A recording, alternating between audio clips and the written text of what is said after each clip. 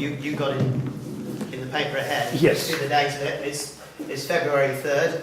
It was about having a get together, and it says, you know, meet Roger and Anne at 6 p.m. and Swanbourne Beach stuff. So that was really, really good. You managed to do that, and Roger managed to get hold of this. Descendants of Williamson descendants in Western Australia. So we've got the Stewarts down here are basically Robert Donald Stewart is Sarah Williamson's grandson. Now they're all in this picture here, but I put it all together to basically form a tree. First of all, Sarah Ann Williamson.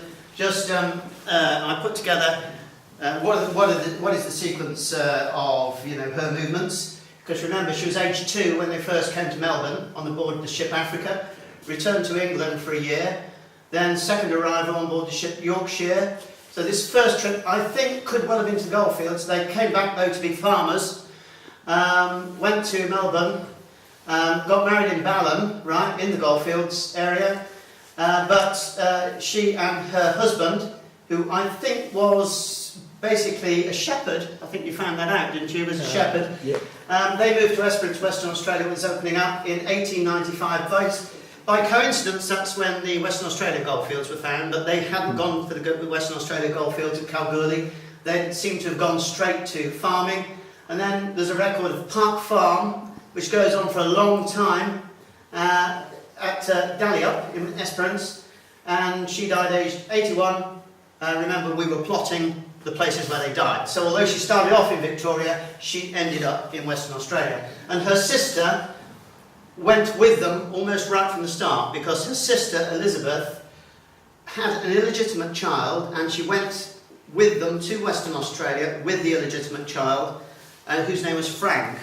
And he kept his name Williamson because he was illegitimate, but he ended up with no living children, so again the Williamson name died out. So just to finish up, that actually is Frank, and then again this is a picture that Roger got. These are Stewarts here. So they were working on the farm. This is what the farm looked like in 1917. Pretty rough and ready looking on the outside, but I'm sure it was much nicer on the inside. And Wendy Doyle has already been mentioned.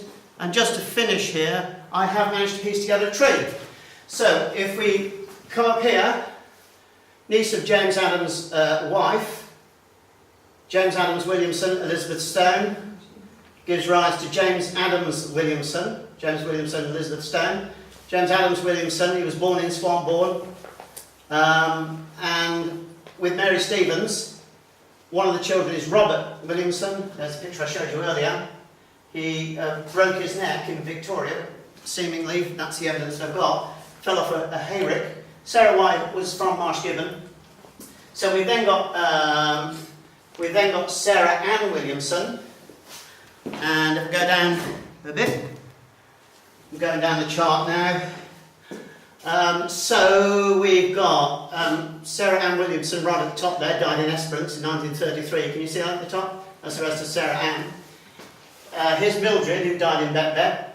Right, Rebecca Man recognised that photo from before. This is the illegitimate son of Sarah Ann's sister Elizabeth, who died in Western Australia.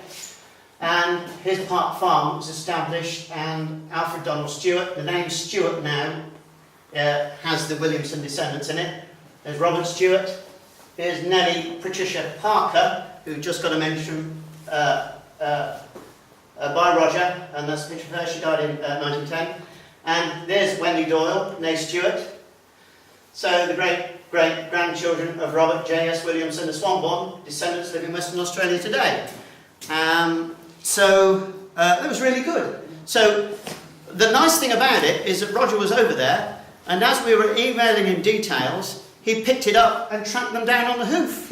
So it was really, really good. So it was a tale worth telling. So that's all I've got to say, and I think it's over to Ken now.